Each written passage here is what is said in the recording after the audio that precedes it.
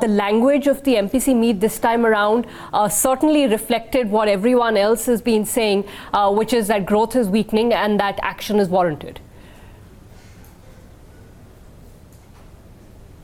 Yes, absolutely. And I think I see sort of a slow shift in the RBI's, almost its basic avatar, which, is changing from an inflation obsessed central bank, which even when growth worries became intense, kind of soft pedaled on these issues and was solely fixated on inflation.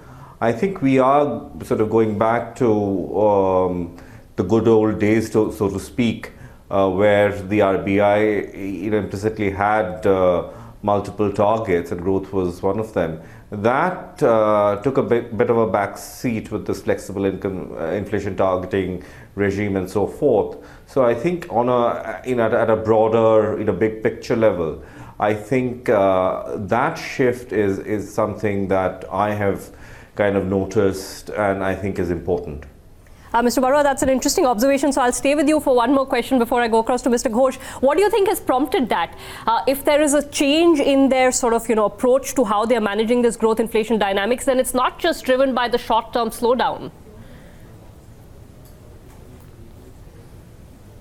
Yes, well, it has to do with, ultimately, a lot of things have to do with individuals at the helm of things, and I think Mr. Das has brought back some of the concerns on growth because of his personal predilections. And I think over time, as a system of monetary management evolves, you begin to figure out where you've gone wrong, and clearly they've gone hugely wrong on the inflation projections in the past, and you kind of assess the costs of just focusing on inflation with often an inaccurate forecast, and then you kind of do a rethink and tell yourself that, look, maybe we should be looking at growth a little more closely, and perhaps there is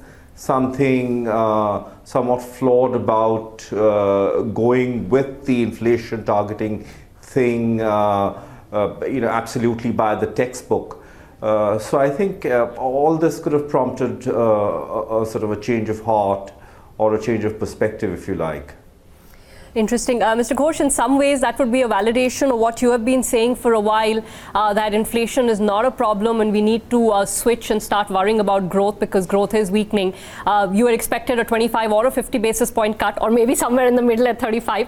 So you got 25 and you got an accommodative stance.